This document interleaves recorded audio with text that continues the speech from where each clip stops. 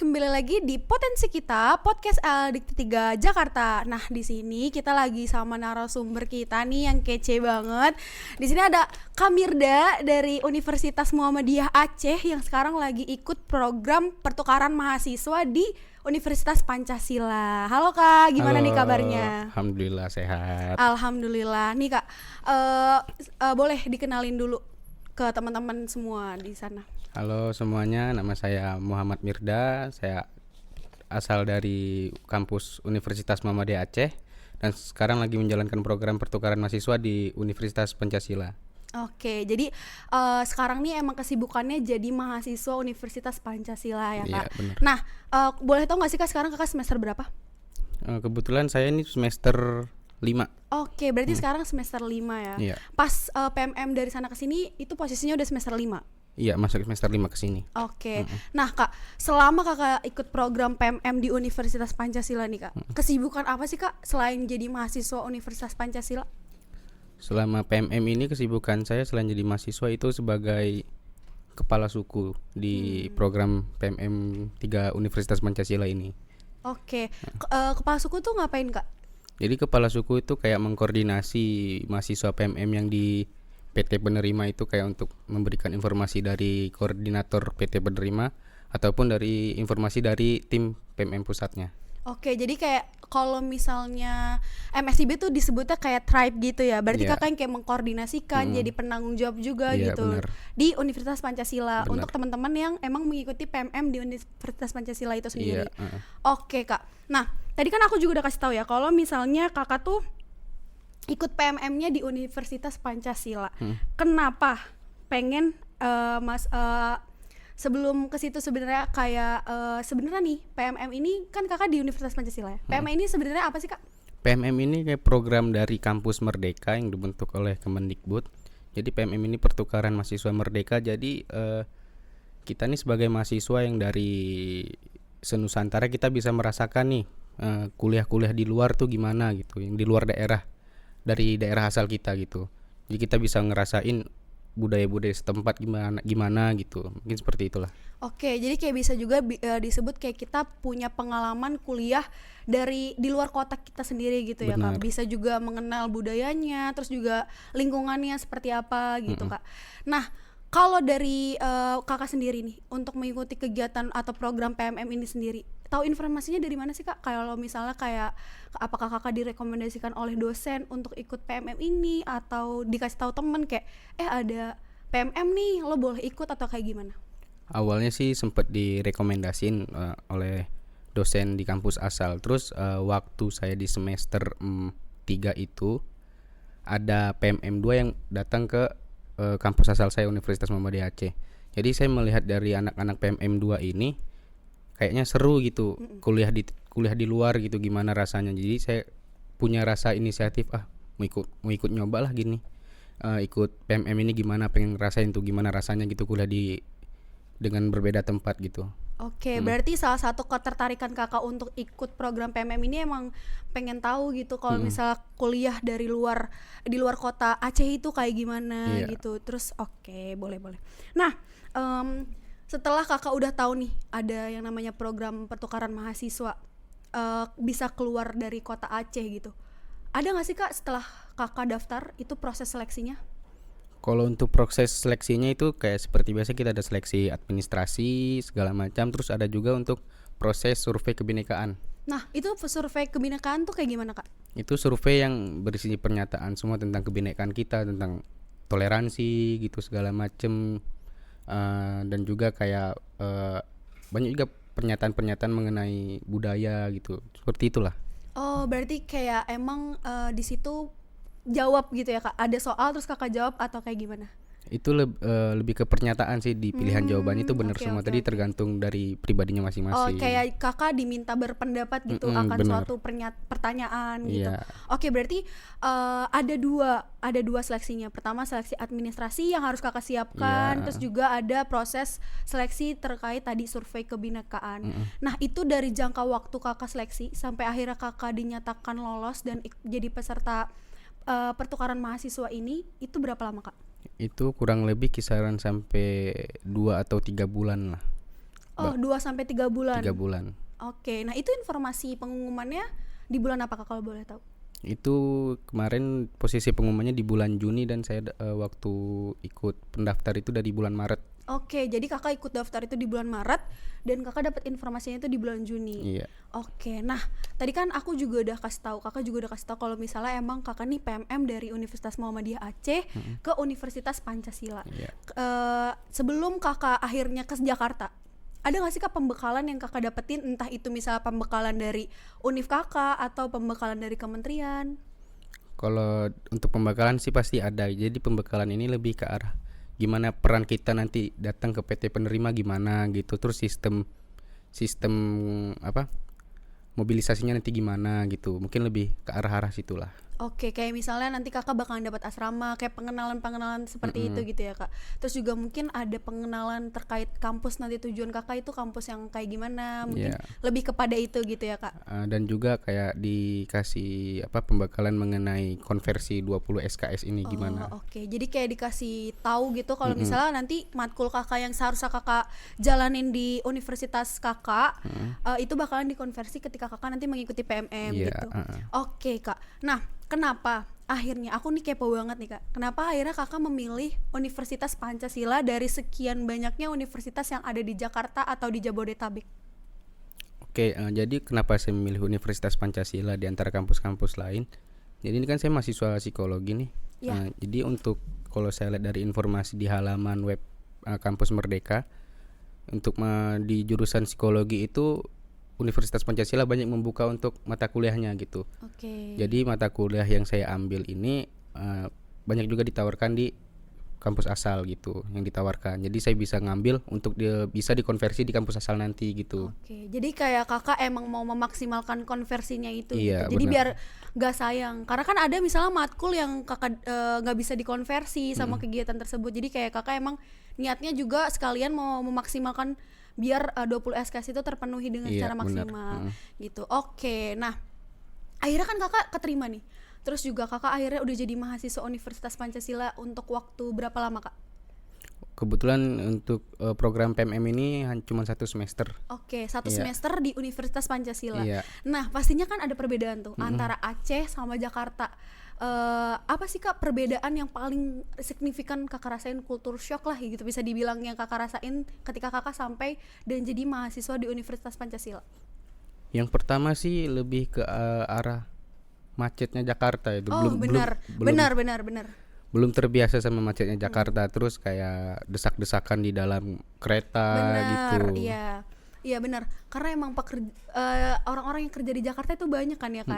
Dari mereka juga pendatang dari luar-luar daerah. Jadi yang paling kakak rasain nih signifikan perbedaan dari Aceh sama Jakarta tuh kemacetan, sama itu tadi desak-desakan di kereta. Iya, dan juga kayak cara ngomong kita yang mungkin dari Aceh sendiri logatnya agak Melayu gitu.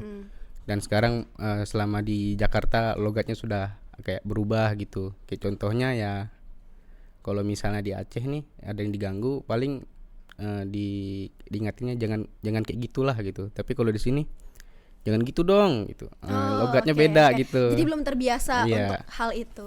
Oke, Kak.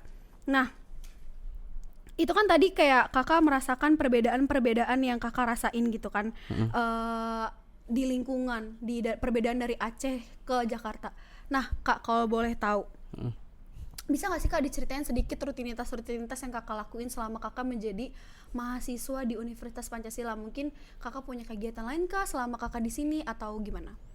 Kalau untuk anak mahasiswa PMM sendiri di Universitas Pancasila itu selain kuliah juga kita ada di setiap minggunya itu ada kegiatan modul Nusantara. Modul Nusantara, dan ya Cuma modul Nusantara. Jadi per minggu tuh ada kegiatan modul Nusantaranya gitu di setiap minggunya. Oke. Nah, itu modul Nusantara tuh apa, Kak? Program apa, terus ngapain? Itu program yang memang ada di MBKM. Dan itu modul Nusantara itu kita kayak mempelajari tentang budaya di tempat kita PT penerima inilah, mungkin mengenal soal kebinekaannya gitu segala macam.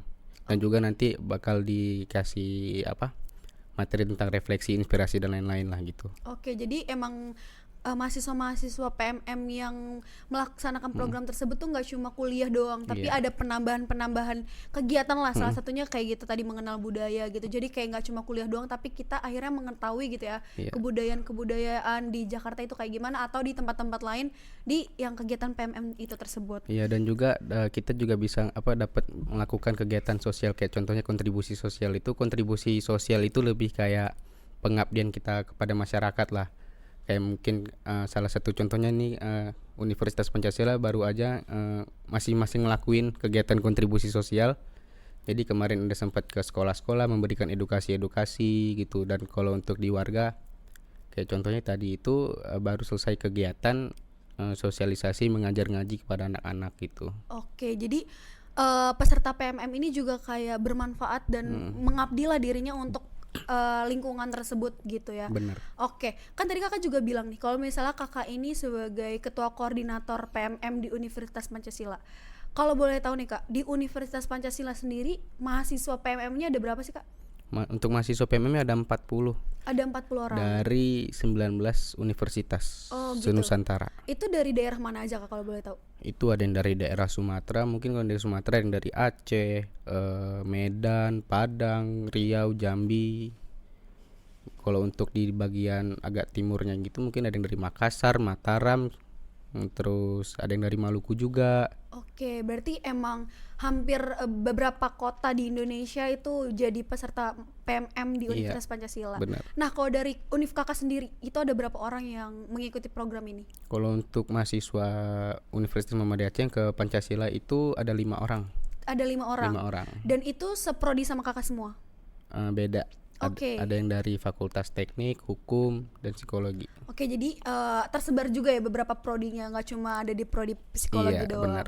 Oke Kak, pertanyaan selanjutnya nih Kak, terkait benefit yang kakak rasain selain kakak bisa akhirnya mengenal budaya di Jakarta itu sendiri kayak gimana, terus juga akhirnya kakak bisa dapat teman-teman di luar, teman-teman kakak di universitas asal di Aceh gitu, berarti kan jadi kakak nambah relasi juga. Tapi ada nggak sih Kak benefit kayak misal kakak difasilitasi asrama kah, atau kakak dapat biaya bantuan hidup kah, itu ada nggak Kak? Kalau untuk bantuan biaya hidup ada, dan untuk fasilitas tempat tinggal itu ada juga. Tapi sebelum kita datang ke sini itu oleh pihak kampus Universitas Pancasila itu udah menyediakan misalnya kayak kos-kosan. Kalau kita kalau di UP sendiri ada kos-kosan. Jadi kos-kosan itu memang sebelum kita nyampe sudah disediakan nih sama pihak kampus. Jadi pada saat kita nyampe sini kita nggak perlu capek-capek untuk nyari kos lagi gitu. Oke, berarti emang dari Universitas Pancasila ini udah proper lah gitu ya untuk kegiatan PMM ini, karena sudah ngasih kita fasilitas kos-kosan itu sendiri, terus juga dari kementeriannya juga udah nyiapin biaya bantuan hidup untuk peserta PMM itu sendiri gitu. Jadi emang kayak udah terfasilitasi dengan baik lah gitu ya peserta PMM-nya. Nah, kita aku pengen minta sih Kak sebenarnya kesan kakak nih. Kan tadi kayak kakak udah banyak cerita terkait gimana perbedaan lingkungan dari Aceh ke Jakarta, terus juga kakak tadi udah ngasih tahu juga kalau misalnya memang difasilitasi, diberi bantuan biaya hidup juga sama pemerintah, sama program PMM itu sendiri. Nah, akhirnya kesan apa sih yang kakak timbulkan, kayak misal kakak bersyukur banget Kak akhirnya bisa keterima di program ini, atau apa? Kalau untuk kesan diterima program ini mungkin lebih kesan saya menjadi kepala sukunya gitu. Oke, boleh Kak. Ya, jadi saya semenjak menjadi kepala suku ini saya bisa merubah diri kita yang sebelum menjadi mungkin ada agak introvert gitu, sekarang udah ekstrovert lah, terbuka. Jadi terlatih juga masalah tanggung jawab, public speakingnya juga dibentuk di situ. Terus juga soal mental gitu. Pokoknya memang yang paling dibentuk di kepala suku ini tanggung jawabnya gitu, tanggung jawab untuk gimana bisa ngekoordinir 40 orang tersebut ini gitu. Oke, apalagi orangnya berbeda-beda daerah yang mungkin juga pemikiran dan kebiasaannya juga berbeda-beda. Bener. Jadi kayak mungkin awal-awal struggle juga ya kalau. Bener. Oke, jadi kayak kesan kakak itu melatih diri kakak sendiri dalam mental, dalam keseharian, terus juga public speaking kakak terlatih gitu akhirnya ketika kakak mengikuti PMM ini dan menjadi ketua koordinator. Nah, Kak, kalau boleh nih, aku mau minta tips nih Kak buat teman-teman mahasiswa di luar sana yang mungkin ada ketertarikan juga untuk ikut program ini. Tipsnya apa nih Kak? Misal kayak untuk mereka daftar itu apa yang harus disiapkan? Mungkin kalau untuk tipsnya sih yang pertama yang dipersiapkan itu mungkin dari berkas-berkasnya. Jadi untuk berkas-berkasnya itu ada seperti mungkin transkrip nilai, terus ada SPTJM itu surat pertanggungjawaban mahasiswa, itu yang harus dipersiapkan dan itu wajib juga. Dan yang setelah itu mungkin ada perlu konsultasi ke kaprodinya masing-masing. Itu tips-tipsnya. Dan untuk selanjutnya mungkin pada saat proses seleksi itu sebisa mungkin harus konsisten gitu. Jadi kalau di bagian tadi ada yang saya bilang soal survei kebinekaan itu kita di proses seleksinya itu kita direkam. Jadi pada saat pengisian survei itu kita memang harus fokus sama survei kita, nggak boleh lihat kiri kanan. Dan ya itulah mungkin tipsnya, persiapin diri aja udah. Matangkan keniatan gitu ya Kak. Kalau misal emang udah niat nih ikut PMM, jadi harus diusahakan juga, harus gitu. dipertanggungjawabkan juga. Iya, terus juga tadi Kakak bilang konsultasi ke prodi, mungkin kayak konsultasi cocok nggak nih kampusnya gitu untuk kita program kesana kayak gitu. Jadi banyak-banyak cari tahu juga mungkin sama yang sebelum-sebelumnya. Biasanya kan kalau misal program-program seperti itu kayak di kampus kita biasanya ada alumni juga, kayak alumni PMM, mungkin bisa tuh dicari tahu dari alumni-alumni yang sudah mengikuti gitu ya Kak, buat nambah-nambah pengetahuan juga PMM ini nanti ngapain, terus juga dapat benefit apa aja kayak gitu Kak. Nah, tadi Kakak udah ngasih kesan, terus juga udah ngasih tips nih buat teman-teman. Sekarang kalau misalnya Kakak boleh motivasi teman-teman di luar sana nih, teman-teman mahasiswa yang lain yang mungkin juga mau ngikut PMM ini, apa sih Kak motivasi yang mungkin bisa Kakak kasih ke teman-teman mahasiswa? Mungkin untuk mahasiswa lain yang belum mengikuti program PMM ini, silahkan dan dicobalah untuk program PMM ini diikuti gitu. Mungkin untuk motivasinya berhentilah menunda-nunda, karena orang bisa menganggap kita bukan siapa-siapa sebelum jadi apa-apa. Waduh, mantap nih motivasinya buat teman-teman di luar sana ya, karena masa-masa kuliah tuh harus masa-masa kayak kita sebanyak-banyaknya nyari pengalaman, sebanyak-banyaknya nyari-nyari kesempatan, memanfaatkan kesempatan, ikut-ikut program yang memang mungkin bisa jadi menunjang kita juga ya Kak di perkuliahan. Nah gitu teman-teman.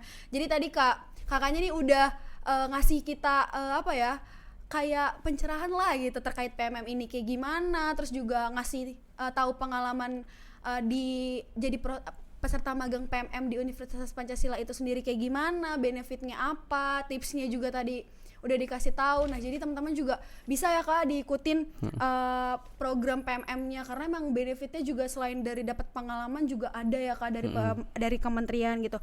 Oke, Kak Mirda, sekali lagi makasih banget udah mau datang ke podcast kita jauh-jauh nih dari Universitas Pancasila ke sini tadi siang-siang panas-panas. Terima kasih sekali lagi Kak Mirda udah bersedia untuk jadi narasumber kita. Belum ditutup nih, boleh nggak kita pakai slogannya PMM? Boleh Kak, ada tuh Kak? Ada.